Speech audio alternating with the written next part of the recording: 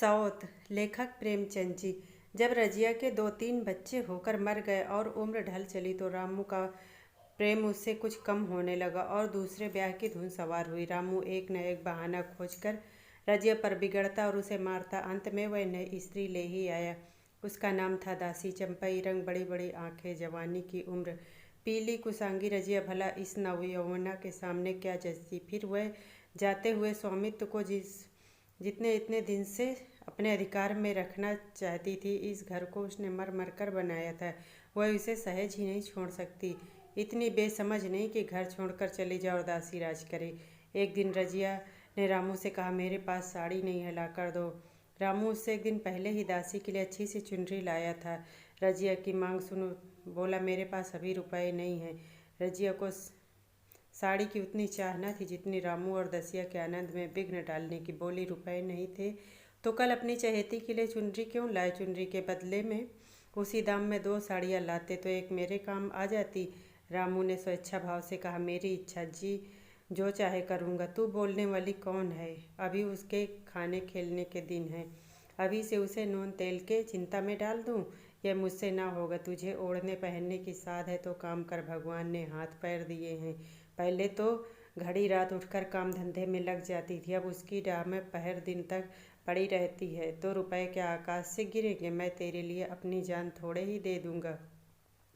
रजिया ने कहा, तो क्या मैं उसकी नौकर हूँ कि वह रानी की तरह पड़ी रहे और मैं घर का सारा काम करती रहूँ? इतने दिनों से छाती फाड़कर काम किया है, उसका यह फल मिला है, तो अब मेरी भला काम करने आती है। मैं जैसे चाहूँगा वैसे ही तुझे रहना पड़ेगा। मेरी इच्छा होगी रहूँगी, नहीं तो अलग हो जाऊँगी।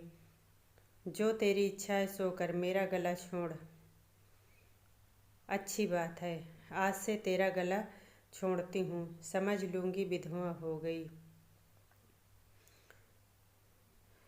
रामू दिल से इतना तो समझता था कि यह गृहस्थी रजिया की जोड़ी हुई है, चाहे उसके रूप में उसके लोचन विलास के लिए आकर्षण न हो। संभव था।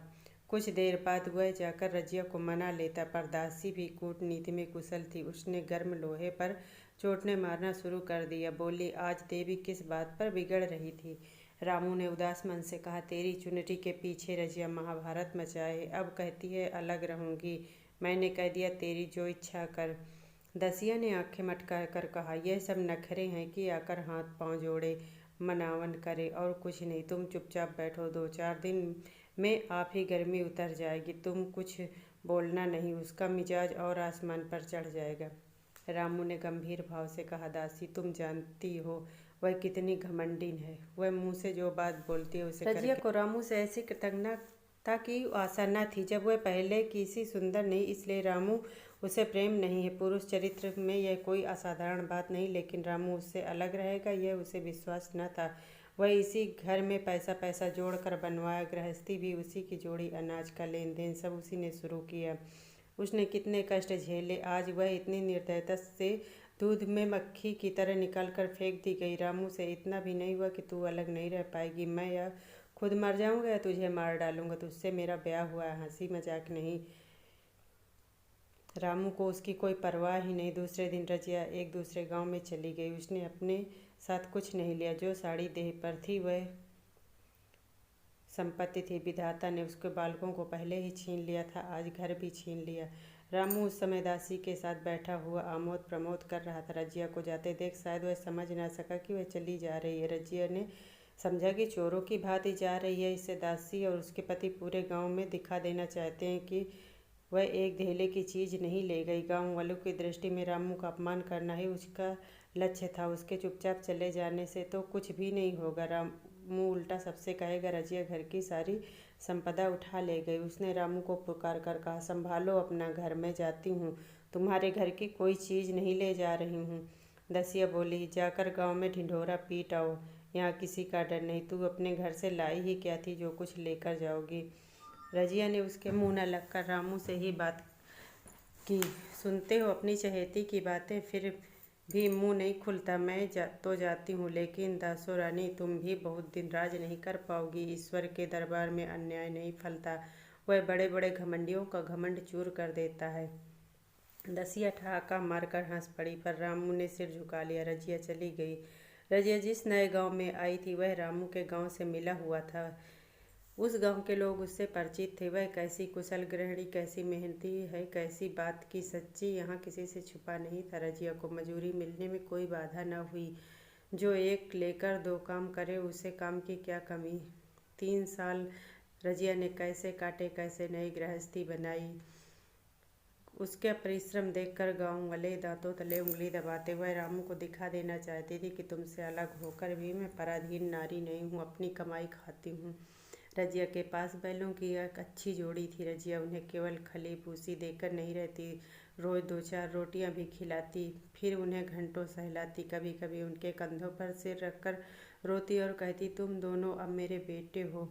दोनों सिर नीचा करके रजिया का हाथ चाटकर उसे आश्वासन देते। वे उसे देखते ही कि कितना प्रेम है, प्रेम से उसकी ओर ताकते। रजिया इस गांव की चौधराइन है। उसकी बुद्धि पहले नित्य आधार खोजती रहती और स्वच्छंद रूप से विकास न कर सकती, अब छाया में निकलकर प्रौढ़ और उन्नत हो गई थी। एक दिन रजिया घर लौटी तो एक आदमी उससे कहा, तुमने सुना नहीं, चौधराइन रामू तो बहुत बीमार है, सुना है 10 लंघन हो गया है। रजिया ने उदासीनता से कहा, जोड़ी है क्या? जूड़ी नहीं, कोई दूसरा रोग है, बाहर खाट पर पड़ा है। मैंने पूछा, कैसा जी है? रामू तो रोने लगा। बुरा हाल है, घर में एक पैसा भी नहीं है दवा दारू के लिए। दसिया के एक लड़का हुआ है, वह तो पहले से ही काम धंधा नहीं करती थी, अब तो लड़कौरी कैसे काम करेगी। रजिया ने घर में जाते हुए कहा, जो जैसा करेगा आप भोगेगा। लेकिन अंदर उसका जी न लगा। वह एक क्षण में फिर बाहर निकल आई। शायद उस आदमी से कुछ पूछना चाहती थी और कुछ इस अंदाज में पूछना चाहती मानो उसे कुछ परवाह नहीं है, पर वह आदमी चला गया। रजिया ने बाहर आकर इधर उधर देखा, वह उसे कहीं दिखाई न दिया। तब रजिया द्वार के चौखट पर बैठ गई। इसे वे शब्द याद आए जो उसने 3 साल पहले रामू के घर से चलते समय कहे थे। उस वक्त जलन में उसने वह साथ दिया था, अब वह जलन न थी। समय ने उसे बहुत कुछ शांत कर दिया था। रामू और दासी की हीनावस्था अब ईर्ष्या के योग्य नहीं थी, दया के योग्य थी। उसने सोचा, रामू को 10 लंघन हो गया तो अवश्य उसकी दशा अच्छी न होगी। कुछ ऐसा मोटा ताजा तो पहले भी ना था, 10 लंघन ने तो बिल्कुल घुला डाला होगा। फिर इधर खेती बाड़ी में भी तो टोटा रहा होगा, खाने पीने को भी ठीक से ना मिला होगा। उसका मन बहुत बेचैन हो रहा था। कलसा लेकर कुएं पर पानी खींचने गई। बैलों के सानी पानी की बेला थी, पर उसकी आंखें रामू के गांव की ओर लगी थी। कोई शायद उसे बुलाने आ रहा हो। बिना बुलाए हुए कैसे जा सकती? लोग कहेंगे, आखिर दौड़ी आई ना। मगर रामू तो अचेत पड़ा होगा, उसकी देह में था ही क्या? फिर उसे कौन बुलाएगा? दसियों को क्या गरज पड़ी है? कोई दूसरा घर कर लेगी, जवान है, 100 ग्राहक मिल जाएंगे। फिर उसने देखा, दूर से एक आदमी आता दिखाई दिया। बटोही चुपचाप कुएं के पास से निकला। रजिया ने कलसा जगत पर रख दिया और उसके पास जाकर बोली, रामू महतो ने भेजा है तुम्हें? अच्छा तो चलो घर, मैं तुम्हारे साथ चलती हूँ। नहीं, अभी मुझे कुछ देर है, तुम्हें रुपए दे रही हूँ, जाकर दसिया को दे देना, कह देना कोई काम हो तो बुला भेजे। बटोही रामू को क्या जाने, किसी दूसरे गांव का रहने वाला था। पहले तो चकराए, फिर समझ गया। चुपके से रजिया के साथ चला गया और रुपए लेकर लंबा हुआ। चलते चलते रजिया ने उससे पूछा, अब क्या हाल है उनका? बटोही ने अटकल से कहा, अब तो कुछ संभल रहे हैं। दसिया बहुत रो धो तो नहीं रही है? रोती तो नहीं है, वह क्यों रोएगी, मालूम होगा पीछे। बटोही चला गया तो रजिया ने बैलों को पानी सानी किया, पर मन में रामू की ओर लगा रहा। स्नेह स्मृतियाँ छोटी छोटी तारिकाओं की भांति मन में उदित होती जा रही थी। एक बार जाकर जब वह बीमार पड़ी तब बात याद आई।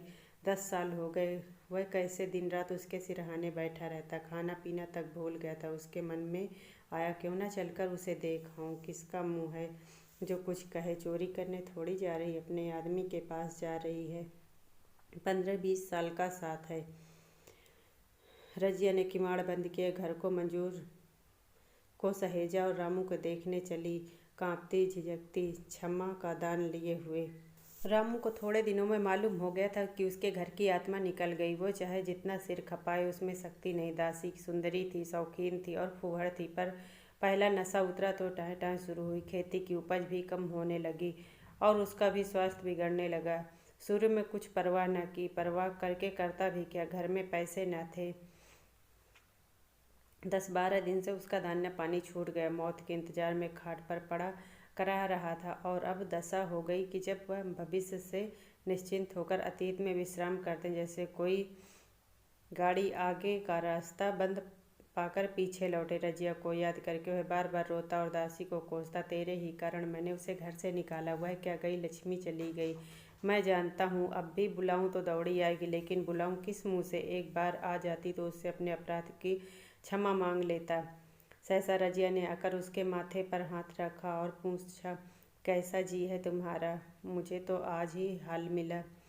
रामू ने सजल नेत्रों से उसे देखा पर कुछ कह न सका। दोनों हाथ जोड़ कर उसे प्रणाम किया, पर हाथ जुड़े ही रह गए और आंखें उलट गई।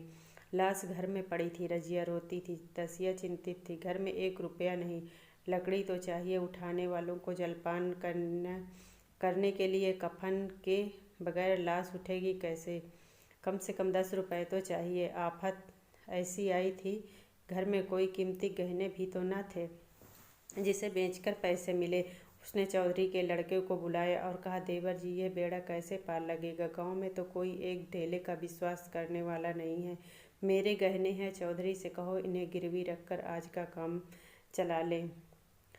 वह बोला, रजिया से क्यों नहीं मांग लेती? सहसा रजिया आंखें पोंछती बाहर आ गई। कान में भनक पड़ी तो पूछा, क्या सलाह कर रहे हो? अब मिट्टी उठाओगे कि सलाह की बेला है? हाँ, उसी का इंतजाम कर रहा हूँ। रुपए पैसे तो होंगे नहीं, बीमारी में खर्च हो गए होंगे। इस बेचारी को तो बीच मझधार में लाकर छोड़ दिया। तुम लपक कर उस घर में चले जाओ भैया, कौन दूर है, कुंजी लेकर जाओ और मजूर से कहना भंडार से 50 रुपये निकाल दे, ऊपर की पटरी पर रखे हैं। उधर वह कुंजी लेकर गया। इधर दसिया राजू के पैर पकड़कर रोने लगी। बहनापे के ये शब्द उसके हृदय में बैठ गए। उसने देखा रजिया में कितनी दया, कितनी क्षमा है। रजिया ने उसे सीने से लगा लिया और कहा, क्यों रोती हो बहन? वह चला गया, मैं तो हूँ, किसी बात की चिंता मत कर। इसी घर पर हम दोनों उसके नाम पर रहेंगी। मैं यहाँ भी देखूंगी, वहाँ भी। डरने की क्या बात? कोई गहने पाते मांगे तो मत देना। दसिया का जी हुआ कि सिर पटक कर मर जाए। इससे उसने कितना जलाया, कितना रुलाया और घर से निकाल कर छोड़ा। रजिया ने पूछा, जिस से रुपए लिए हो मुझे बता देना, मैं झगड़ा नहीं रखना चाहती। बच्चा दुबला क्यों हो रहा है? दसिया बोली, मेरे दूध होता नहीं। जो गाय छोड़ गई थी वह भी मर गई है। राम राम, बेचारा मुरझा गया। मैं कल ही गाय लाऊंगी, सभी गृहस्थी उठा लाऊंगी। वहाँ क्या रखा है? लाश उठी। रजिया उसके साथ गई। दाह कर्म किया, भोज हुआ, कोई 200 रुपया खर्च हुआ, किसी से मांगने नहीं पड़े। दसिया के जौहर भी इस त्याग की आंच में निकल आए। बिलासनी सेवा की मूर्ति बन गई। आज रामू को मरे 7 साल हो गए। रजिया घर संभाले हुए है। दसिया को सौत नहीं बेटी समझती है। पहले उसे पहना खिलाकर आप पहनती खाती है। जोखू पढ़ने जाता है और उसकी सगाई तय हो गई। इस जाति में बचपन में ही ब्याह हो जाता है। दसिया ने कहा, बहन गहने बनवा कर क्या करोगी? मेरे गहने तो हैं। रजिया बोली, नहीं री, उसके लिए नए गहने बनवाऊंगी। अभी तेरी भी तो पहनने ओढ़ने की उम्र है। ब्याह के दिन दसिया को रोते देख रजिया ने कहा, बहू तुम क्यों रोती हो? अभी मैं जिंदा हूँ, घर तुम्हारा, चाहे जैसे रहो, मुझे एक रोटी दे देना बस। दसिया ने उसकी गोद में सर रख दिया और खूब रोई। जीजी, तुम मेरी माता हो, तुम नहीं होती तो मैं किसके द्वार पर खड़ी होती? घर में तो चूहे लौटते थे। उनके राज में दुख ही देखा है। सुहाग का सुख मुझे तुम्हारे राज में मिला है। मैं दुख से नहीं रोती, रोती हूँ भगवान की दया पर। कहाँ मैं और कहाँ यह खुशहाली। रजिया मुस्कुरा कर रो दी। दोस्तों, कहानी पसंद आई हो तो प्लीज़ इसे लाइक, सब्सक्राइब और शेयर ज़रूर कर लें।